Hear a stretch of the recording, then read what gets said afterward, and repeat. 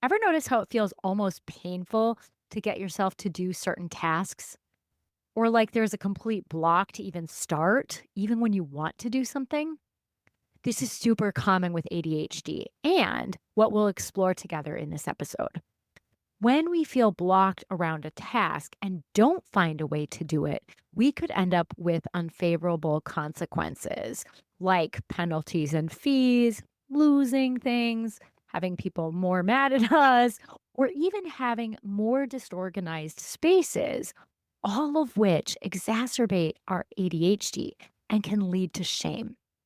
And there are three questions I ask myself and address to help myself do these things in a less painful way.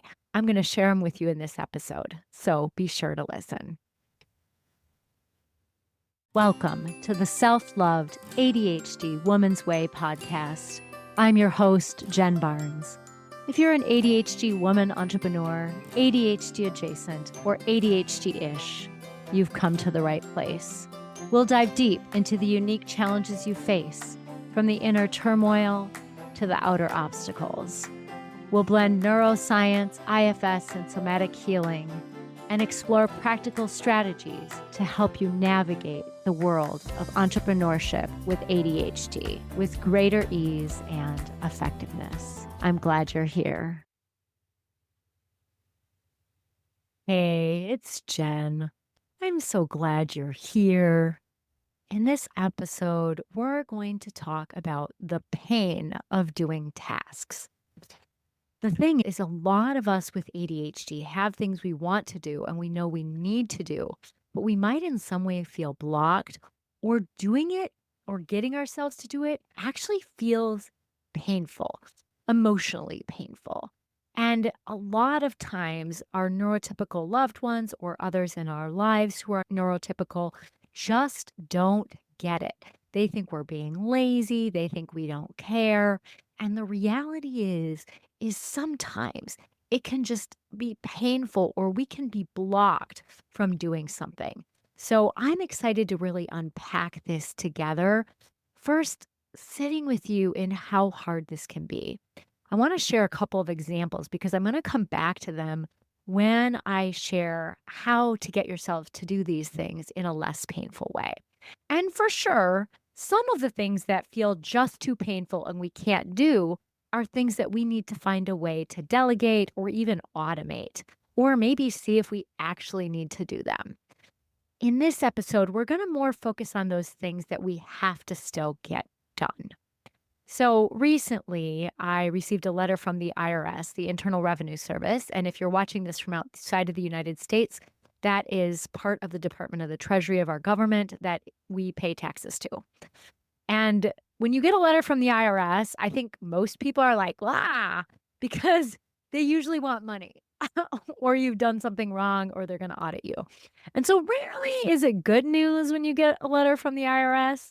So I got a letter from the IRS in my business, and I've at least gotten to the stage in my business where I know to open it right away because I've had enough consequences of waiting because I was too scared to open it, that I found that approach of just avoiding it and trying to make it go away doesn't actually work and makes my life worse. So some might be like, I can't even get myself to open the letter, Jen, and that's fair. And you'll be hopefully helped when I talk about what to do, the questions to ask yourself to help yourself do these tasks. But I received this letter, I opened it, and I felt a complete freeze over my body. My brain was literally blocked around, I couldn't even read, like I couldn't understand the letter. Even like I can read very well. And I started out as an accounting major, was an actuary for almost 4 years. So it's not like I'm usually scared of financial stuff, but I just felt this block, like I couldn't even understand what the letter was saying. And I wanted to get myself to do it, but it felt painful. So you may have had an experience like that. Another thing that can be common, and I notice this in myself, is folding and putting away laundry. I can get it in the washer and dryer, But it's the whole process of folding it and putting it away. And believe me, I Marie Kondo things, so I roll them up instead of fold, but I still call it folding. And I've got a lot of things that go in my closet, although that actually feels more painful sometimes to put things in my closet. I don't really understand what that's about. And, or maybe I do, but that task itself can feel painful. Washing my bathtub feels painful. Like doing my hair and makeup, which is why a lot of times when I shoot videos, I'm wearing the same outfits because I batch them because the effort it takes to do my hair and makeup, which PS, the thing about this is those tasks together, if I don't even count washing my hair, which a lot of times I do, but then don't straighten it, probably only take about 10 or 15 minutes. But the reality is it feels almost impossible, even painful to get myself to do them. And I gotta believe that if you're listening, you may have had some of these experiences. And if you haven't, maybe other ADHDers you know have. So I want to talk about this today and what we can do because a lot of times people from the outside, whether they're our loved ones, coworkers who we or bosses that we don't know that well, or just other humans, think we're being lazy or that we don't care. They may even shame us. Heck, we might even shame ourselves. And none of that is actually, first of all, it's unkind and lacks compassion, but none of it actually helps us do the thing. It's very ineffective for helping us do what we need to do. So I first want to name that's common and just share that I get it. I also sometimes have these struggles. A lot of things I've figured out how to get past. And because I was able to figure out, okay, what am I going to do with this IRS letter? I've got to do something. I figured out how to do that.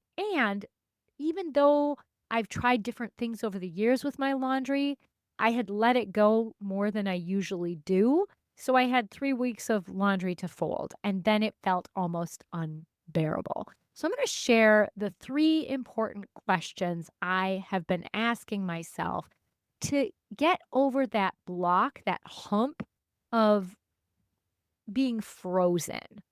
So, first and foremost, before we even do that, is acknowledgement that this is a struggle. Even just naming, like, oh, okay, I'm having a really hard time with this. Even just naming about that IRS letter that, oh, yeah, I don't even want to, I'm having a hard time. It's not even that I didn't want to do it. I wanted it to be done, but it felt overwhelming to me and I felt some fear. But we'll get into that in a moment. But I just, I think it's important that we acknowledge that something is happening where we feel blocked. And it's not that you're a bad person. And it's not that you're lazy. It's not that you're a piece of shit. It's literally something about how your brain is wired is blocking you, which is why we're going to ask some questions. And when questions are answered in the affirmative, I'm going to share what you can do about it. So the first thing I ask myself after acknowledging that, I am feeling blocked by on this task. I feel like I literally can't even do it or even think about doing it, to be honest. So what needs to happen? The first thing I ask is, what big feelings am I having about this? What underlying feelings am I having about this? And I particularly look for things like fear, doubt, overwhelm, and even hidden insecurity, which I'm a pretty confident person. And I think a lot of people who follow me have a lot of achievements because we were overfunctioner high achievers. That's how we masked our ADHD. That's how we got by. And so, what can be sneaky is even we can have some hidden insecurities that we might not be aware of when we're faced with a task like this.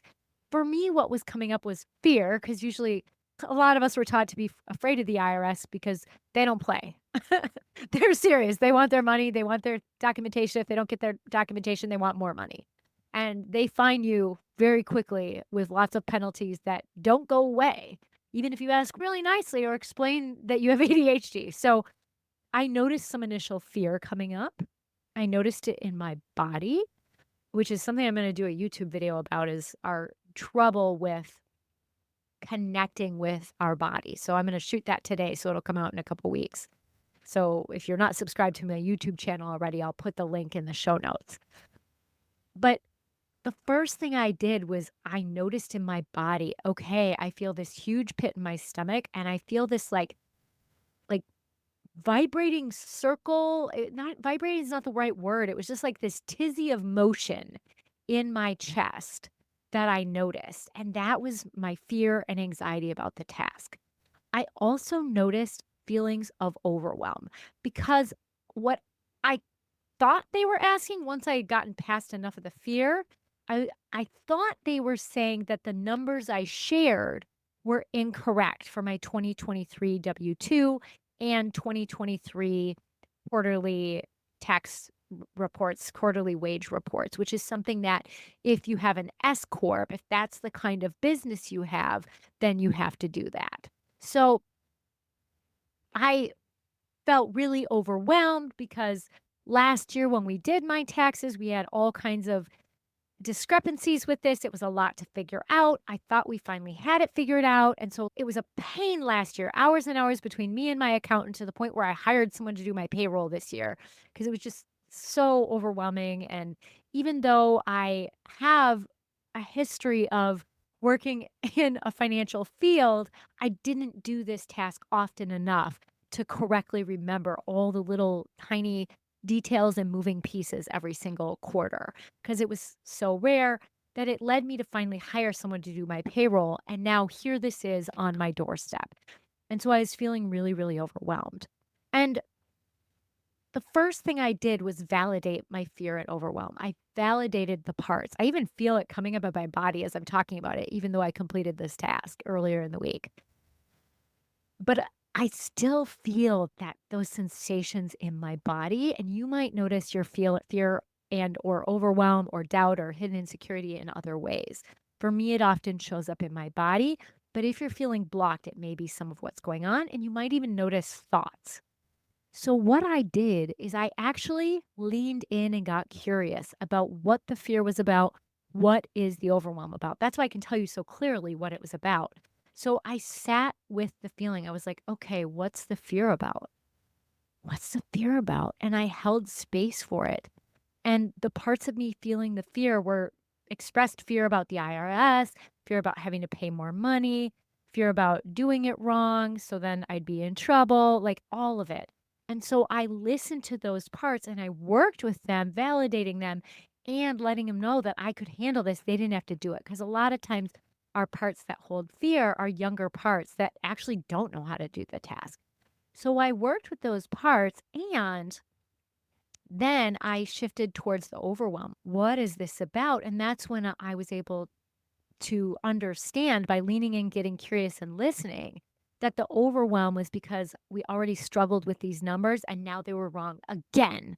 And I was feeling super stressed about having to even look at them again because just the way it was done was like not super clear to me. So that's what that was about. And so once I was able to work with those feelings, then I was able to get myself to do the task, but not right away. There was one more thing I noticed going on, and it's a question that I recommend you ask yourself. Am I regulated? Is my nervous system regulated? Because if you're still in your fight or flight or your shutdown response around the task, you're not going to be able to do it.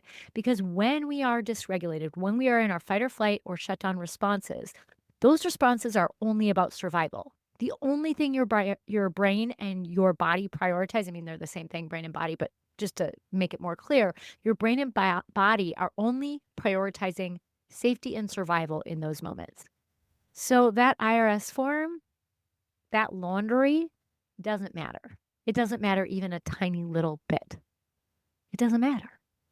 And so it's important that you then take the time to regulate your nervous system, assuming that it's safe enough to do so. There are times when it's not safe to regulate our nervous system, like if we are running from a tiger, which is rare, or if someone is actively in the moment harming us, verbally or otherwise. And so there may not always it may not always be appropriate to regulate your nervous system, but when you're trying to get yourself to do something, it is important to regulate if things are otherwise safe in your environment. So I regulated my nervous system, and then I was actually able to do it. But I did one more thing. Because I felt overwhelmed, I broke it up into tiny little tasks. Some of it I had to do because I didn't have a big chunk of time to even deal with it. But I broke it up into tiny little pieces of the task so that each task, when I thought about how hard it was to do that piece of it, was a 3 out of 10 or less, with 10 being the hardest possible task, 0 being like so easy it doesn't even feel like it takes effort. So I broke everything down till it felt like a 3. And then I just knocked those little tasks off one by one over a couple days. And then it was done before I knew it. So the next piece, and this isn't necessarily one of the questions, but if you're feeling overwhelmed, it's important that you break things down into tasks, that into steps of the task that are so simple. You would give it a 3 out of 10 if you were to rate how hard it is to do, with 10 being almost impossible. When you've done that, a lot of times you can just go do the task. Sometimes you may need to ask this additional question, and this is where my laundry pain comes into play. So I'm not really afraid of doing my laundry. I'm not overwhelmed by it necessarily, although folding laundry is a multi-step process. So a lot of times for those of us with ADHD, anything that takes multiple steps can feel like too much because we feel like we're doing all of it at the same time, which is how I fold my laundry. I once watched a YouTube video of someone, this was brilliant, but I don't have enough clothes to do this with. But she had separate laundry bins for all the things that went in the same area in her closet or dresser. So she washed all of her sweaters together. She washed all of her long sleeve shirts together, all of her workout tops together, all of her workout bottoms together, including yoga pants. She had all the stuff that was hanging washed together, and they were all in separate bins, laundry baskets, so that when she took her clothes off, she just put it there and then would wash the clothes from each bin one at a time. And then that way, everything that came out of that bin, out of that load of laundry, went to the same place. So you didn't have to sort it and then fold it or roll it up if you Marie Kondo your dresser and then put it away. So it took out one of those steps, which I highly recommend if you have a hard time with this, is breaking things down into steps, seeing how you can make this easy for your ADHD brain. Instead of fighting like, oh, that's not how quote unquote normal people do it. Yeah, that's not how neurotypical people do it because their brain doesn't work the way our brains work. So see if you can find ways to make things easier. Like her idea was brilliant. That's a wonderful way to do it.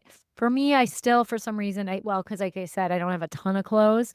So I would have like nowhere near a half a load of laundry with doing it that way. So it doesn't make sense for me, but you might find some other way. But what you can do then is if you're having a hard time getting yourself to do it and you've already done that, it might be overwhelming. So we've addressed that. But then for me, the question I ask is this interesting?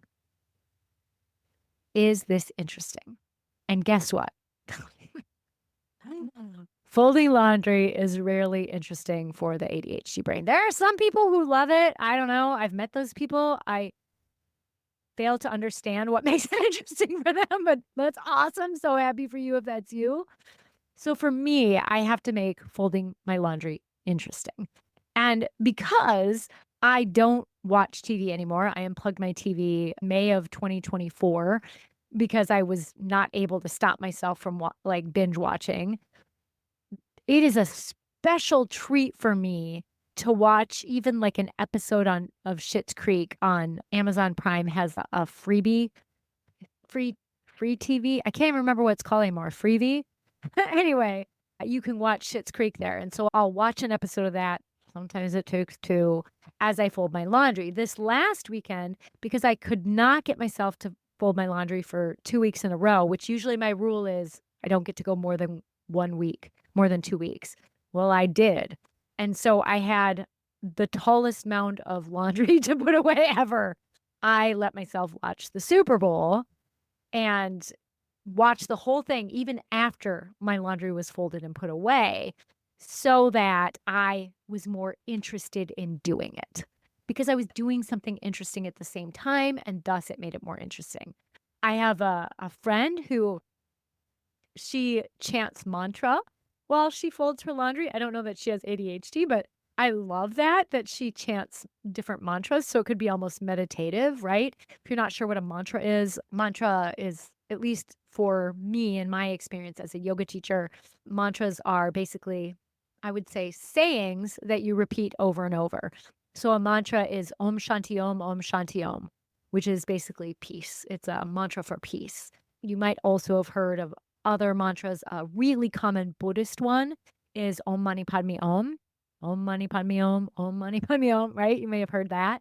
There's other ones too that people chant. So you could chant a mantra or put on the radio and sing, but do something to make it interesting. There's at least 6 ways you can make a task interesting. Novelty and challenge are 2 of them. So if you can make it novel or create a challenge or competition, like I'm going to see if I can do this task in 15 minutes, sometimes that can make it interesting. So the 3 questions I ask are what big feelings are coming up that maybe I'm unaware of? Am I regulating my nervous system? And is it interesting? And if you're like, no, or I've already addressed those, Jen, like I've worked through the emotions.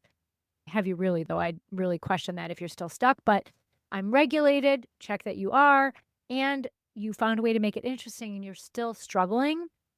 I highly recommend body doubling. So either having a friend that you're sometimes I'll be on the phone with a friend while I fold laundry, but doing a task while you are on video with a friend or on the phone with a friend, if you can be on the phone, you don't even have to be talking. Just turn it on mute and have videos on while you both are doing tasks. And if you're like, I don't have any friends who would do that with me, there's an app called Focus Mate, Mate, and I'm not an affiliate for that, so I'm just sharing it because I find it helpful. FocusMate is an app where you can designate, first of all, like who would be a fit for you. So you can say only women or only men or both or whatever. You can have more quiet body doubling, or if you want to have conversation with people. So there's different settings you can set to be able to do body doubling on that app. And at one point, you got 3 sessions per week, though it doesn't matter the length of the session. You just get 3 sessions per week. So if you choose a 25-minute session, that counts as one. And if you do a 75-minute session, that counts as one. So just know that there's different times. But at one point, you got 3 sessions free, but you can also sign up for this if you're someone for whom body doubling really works.